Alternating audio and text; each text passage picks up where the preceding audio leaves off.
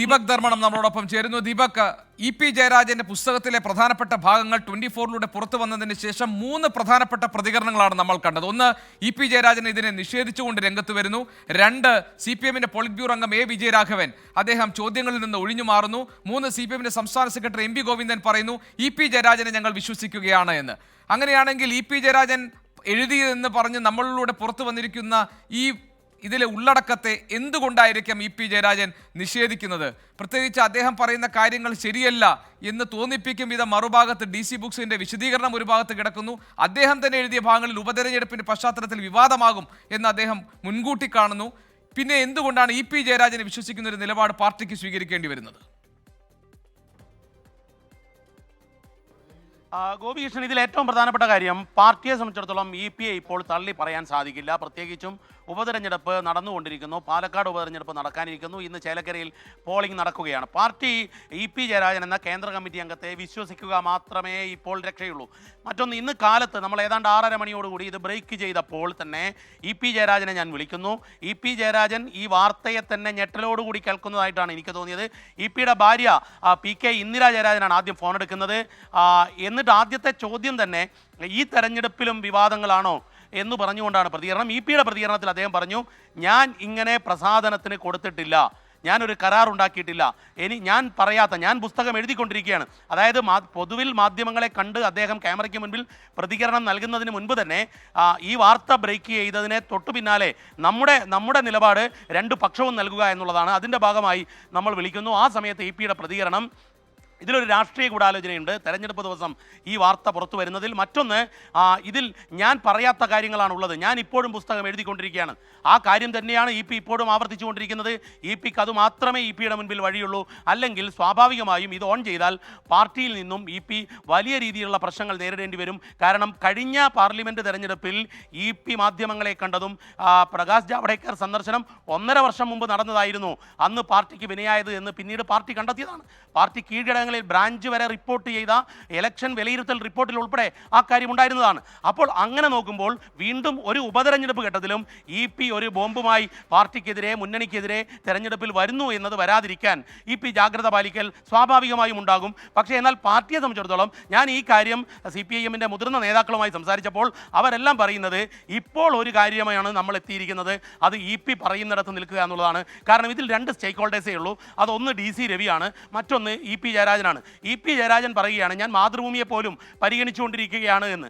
അപ്പോൾ ഇ.പി പറയുന്ന ആ വാചകത്തെ പാർട്ടി മുഖവിലക്കെടുത്തുകൊണ്ടാണ് പ്രതികരണം. പക്ഷേ അത് തെരഞ്ഞെടുപ്പ് വരെ മാത്രമേ സാധ്യതയുള്ളൂ. അതിലെ 2 സ്റ്റേക്ക് ഹോൾഡേഴ്സിന്റെ കാര്യം ശരി. പക്ഷേ എ വിജയരാഘവൻ പറഞ്ഞത് കേൾക്കൂ, മാധ്യമങ്ങൾക്ക് വാർത്ത വേണം, DC ബുക്സിനെ സംബന്ധിച്ച് അവർക്ക് ബിസിനസ് നടത്തണം എന്ന് പറഞ്ഞ് അദ്ദേഹം ഒഴിഞ്ഞു പോവുകയാണ്. എം.വി. ഗോവിന്ദൻ സത്യത്തിൽ നമുക്ക് തോന്നും അദ്ദേഹം വളരെ വ്യക്തത വരുത്തിയത്. പക്ഷേ യഥാർത്ഥത്തിൽ അദ്ദേഹം വളരെ സുരക്ഷിതമായ ഒരു വഴി കണ്ടെത്തുകയാണ് ചെയ്തത്. ഇ.പി ജയരാജനെ ഞങ്ങൾ വിശ്വസിക്കുന്നു എന്ന് പറയുന്നതിലൂടെ അതിലും വ്യക്തതയുണ്ടായിട്ടില്ല. അതായത് ഇ.പി ജയരാജൻ മുന്നോട്ട് വെച്ച ഈ കട്ടൻ ചായയും പരിപ്പുവടയും സ്വീകരിക്കണമോ വേണ്ടയോ എന്ന കാര്യത്തിൽ ഒരു തീർപ്പിൽ എത്താൻ CPM-ന് കഴിഞ്ഞിട്ടില്ല. ഇതാണല്ലോ ഈ പ്രതികരണങ്ങളൊക്കെ കാണിക്കുന്നത്. ടോബി ജോൺസൺ ആണ് ഈ വാർത്ത പുറത്തു കൊണ്ടുവന്നത്. ടോബിയിലേക്ക് നമുക്ക് ഒരിക്കൽ കൂടി പോകാം. ടോബി, ഈ പുസ്തകത്തിൻ്റെ ടൈറ്റിൽ അത് കട്ടൻ ചായയും പരിപ്പുവടയും ഒരു കമ്മ്യൂണിസ്റ്റിന്റെ ജീവിതം എന്നതാണ്. ഈ ശീർഷകം ഇതാണെങ്കിലും ആ പുസ്തകത്തിൽ ഉള്ളടക്കത്തിലുടനീളം ഇ.പി ജയരാജൻ കേന്ദ്ര ബിന്ദുവായി മാറിയ വിവാദങ്ങളിൽ തൻ്റെ ഭാഗം വിശദീകരിക്കാനാണല്ലോ ഇ.പി ശ്രമിച്ചുകൊണ്ടിരിക്കുന്നത്.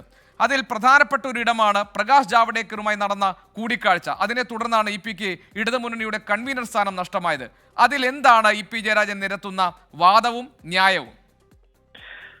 തീർച്ചയായിട്ടും ഇതിൽ EMSനൊപ്പം ഇരിക്കുന്ന ഒരു ചിത്രമാണ് കവർ പേജ് ആയിട്ട് വെച്ചിരിക്കുന്നത് എന്നുള്ളത് കൂടി എടുത്തു പറയേണ്ടതാണ് ഗോപി. അതുകൂടി നമ്മൾ ഇതിനോടൊപ്പം തന്നെ ആ ടൈറ്റിലിനൊപ്പം തന്നെ ആ ചിത്രങ്ങളും കൂടി ഒന്ന് ശ്രദ്ധേയമാണ്. നേരത്തെ പറഞ്ഞതുപോലെ തന്നെ ഈ ചെങ്കൊടിത്തണൽ തന്നെ ജീവിക്കുമെന്നുള്ള അദ്ദേഹം പറഞ്ഞു വെക്കുമ്പോൾ തന്റെ നിലപാടുകളാണ് പലപ്പോഴും ക്രൂശിക്കപ്പെടുകയായിരുന്നു താനെന്ന് പറയാനാണ് ഇ.പി ജയരാജൻ ശ്രമിക്കുന്നത്. അതിൽ ഏറ്റവും പ്രധാനപ്പെട്ടതാണ് ഈ കൺവീനർ സ്ഥാനത്ത് നിന്ന് മാറ്റിയ നടപടി. അദ്ദേഹം ഇത് പറഞ്ഞു തുടങ്ങുന്നത് തന്നെ ഇങ്ങനെയാണ്, ഈ പ്രകാശ് ജാവ്ദേക്കറുമായിട്ടുള്ള കൂടിക്കാഴ്ച അതൊരു സ്വാഭാവികമായിട്ടുള്ള കൂടിക്കാഴ്ചയായിരുന്നു. നേരത്തെ അദ്ദേഹം മാധ്യമങ്ങളിൽ വിശദീകരിച്ച കാര്യങ്ങൾ അതുപോലെ തന്നെ പറയുന്നുണ്ട്. അപ്രതീക്ഷിതമായി വീട്ടിലേക്ക് വരികയായിരുന്നു. അങ്ങനെ വീട്ടിലേക്ക് വന്ന ഒരാളെ എങ്ങനെയാണ് പറഞ്ഞു വിടുന്നത് എന്ന് മാത്രമാണ്. വെറും 5 മിനിറ്റ് മാത്രം നിന്നതിന് ശേഷം അദ്ദേഹം ഇറങ്ങിപ്പോയി. അതോടൊപ്പം തന്നെ ചെന്നിത്തല പോലെയുള്ളവരെ, കുഞ്ഞാലിക്കുട്ടി പോലെയുള്ളവരെ പോയി പ്രകാശ് ജാവ്ദേക്കർ കണ്ടിരുന്നു. അദ്ദേഹം കേരളത്തിലെ പ്രഭാരിയായതിനെ തുടർന്നായിരുന്നു ആ ഒരു നടപടി. അതിൽ മറ്റൊന്നും രാഷ്ട്രീയമോ ഒന്നും തന്നെ ചർച്ച ചെയ്യപ്പെട്ടിട്ടില്ല. ഇക്കാര്യം ഈ കൺവീനർ സ്ഥാനത്ത് നിന്ന് മാറ്റുന്നതിന് കാരണമായോ എന്ന് സംസ്ഥാന സെക്രട്ടറിയോട് ചോദിച്ചപ്പോൾ അത് അങ്ങനെ ഒരു കാരണം ഉണ്ടായിട്ടില്ല എന്ന് സംസ്ഥാന സെക്രട്ടറി പറഞ്ഞു. എന്നാൽ അതിനുശേഷമാണ് പ്രധാനപ്പെട്ട കാര്യങ്ങൾ ഈ പുസ്തകത്തിൽ പറയുന്നത്. താൻ ഇല്ലാതിരുന്ന ഒരു സെക്രട്ടേറിയറ്റിലാണ് ഇതുമായി ബന്ധപ്പെട്ട ചർച്ചകൾ നടക്കുന്നത്. അതിനുശേഷം അടുത്ത സെക്രട്ടേറിയറ്റിൽ തന്നെ മാറ്റാനുള്ള തീരുമാനവും വരുന്നു. അത് വിഷമമുണ്ടാക്കി എന്നാണ് ഈ പുസ്തകത്തിൽ പറയുന്നത്. ഒപ്പം തന്നെ താൻ ഒരു കേന്ദ്ര കമ്മിറ്റി അംഗമാണ്. ഒരു കേന്ദ്ര കമ്മിറ്റി അംഗത്തിനെതിരെ എങ്ങനെ നടപടി എടുക്കണമെങ്കിൽ അത് അദ്ദേഹത്തോട് ചോദിക്കണം. ഒപ്പം തന്നെ കേന്ദ്ര കമ്മിറ്റിയാണ് ഇതുമായി ബന്ധപ്പെട്ട നടപടികൾ എടുക്കേണ്ടത്. അങ്ങനെ എടുത്ത നടപടി അതൊട്ടും ശരിയായില്ല എന്ന തരത്തിലുള്ള പരാമർശം ഈ പുസ്തകത്തിലുണ്ട്. അതുതന്നെയാണ് ഇത് വീണ്ടും ചർച്ചയാകുന്നത്.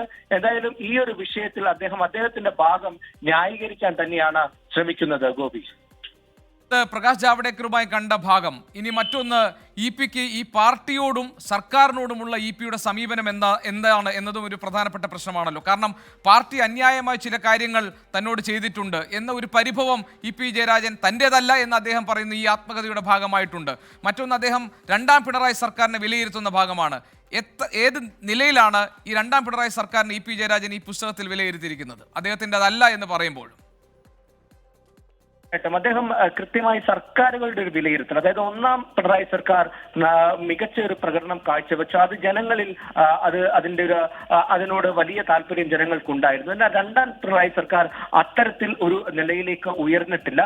ഒരുപാട് ജനങ്ങൾക്ക് ഗുണം ചെയ്യുന്ന കാര്യങ്ങൾ സർക്കാർ ചെയ്യുന്നുണ്ട്. പക്ഷേ പലപ്പോഴും ജനങ്ങളിൽ നിന്ന് അകന്നു നിൽക്കുകയാണ്. ജനങ്ങൾക്ക് ഒന്നാം സർക്കാരിന് അത്രയും ഉയരാൻ രണ്ടാം സർക്കാരിന് സാധിക്കുന്നില്ല എന്നുള്ളൊരു വിമർശനമാണ് അദ്ദേഹം മുന്നോട്ട് വെക്കുന്നത്. പാർട്ടിയുടെ കാര്യത്തിലും ഇതേപോലെ തന്നെയുള്ള ഒരു നിലപാട് അദ്ദേഹം പറയുന്നുണ്ട്. അതുകൊണ്ട് തന്നെ പാർട്ടിയും സർക്കാരും തിരുത്തേണ്ട ഒരു സാഹചര്യം, കോംറേഡ്ഷിപ്പ് തിരിച്ചു പിടിക്കണം എന്ന് പറയുന്ന ഭാഗത്ത് ആ അധ്യായത്തിലാണ് ഇക്കാര്യങ്ങളെല്ലാം പറയുന്നത്. ഒപ്പം തന്നെ വിദ്യാർത്ഥി യുവജന സംഘടനകളിൽ പുഴുക്കുത്തുകൾ ഉണ്ട് എന്നുള്ള ഒരു പരാമർശം കൂടി അദ്ദേഹം പറയുന്നുണ്ട്. നിരവധി ജനക്ഷേമ വികസന പ്രവർത്തനങ്ങൾ നടത്തുന്നുണ്ട് നിരവധി സർക്കാർ. എന്നാൽ ജനങ്ങളുടെ പ്രതീക്ഷയ്ക്കൊത്ത് ജനങ്ങൾ പ്രതീക്ഷിക്കുന്നത് അതിലും കൂടുതലാണ് എന്നാണ് അദ്ദേഹം സർക്കാരിനെ കുറിച്ച് പറയുന്നത്. തെരഞ്ഞെടുപ്പ് തോൽവിയെക്കുറിച്ചും അദ്ദേഹം വിശദമായിട്ട് തന്നെ വിലയിരുത്തുന്നുണ്ട്. സ്ഥാനാർത്ഥി നിർണയം, അതായത് ലോക്സഭാ തെരഞ്ഞെടുപ്പിലെ സ്ഥാനാർത്ഥി നിർണയം അടക്കം ചില പാളിച്ചകൾ പറ്റിയോ എന്ന് സംശയമുണ്ട് എന്നും കൂടി അദ്ദേഹം പറഞ്ഞു വെക്കുന്നുണ്ട്. അതായത് ഈ കഴിഞ്ഞ കുറെ നാളുകളായിട്ട് നടക്കുന്ന കാര്യങ്ങളിലെല്ലാം ഒരു ഇടതുപക്ഷ നേതാവ് എന്ന നിലയിൽ അദ്ദേഹത്തിന്റെ വ്യക്തിപരമായിട്ടുള്ള നിലപാടുകൾ അദ്ദേഹം പറയുകയാണ്. അത് സർക്കാരിന്റെ നിലപാടുകളും ചില തിരുത്തലുകൾ വേണമെന്ന് തന്നെയാണ് ഇ പി പറഞ്ഞു വെക്കുന്നത്. അതിന് സർക്കാരും പാർട്ടിയും ഒക്കെ എത്രത്തോളം തയ്യാറാകും എന്നുള്ളത് തന്നെയാണ് ഇനി വരും ദിവസങ്ങളിലെ ഏറ്റവും ശ്രദ്ധേയമായിട്ടുള്ള. ശരി, ടോബി ജോൺസൺ ഞങ്ങളുടെ പ്രതിനിധിയാണ് ഈ വിവരങ്ങൾ വാർത്തയും പുറത്തു കൊണ്ടുവന്നത്. ടോബി ജോൺസൺ അതിന്റെ വിശദാംശങ്ങൾ നൽകുകയായിരുന്നു.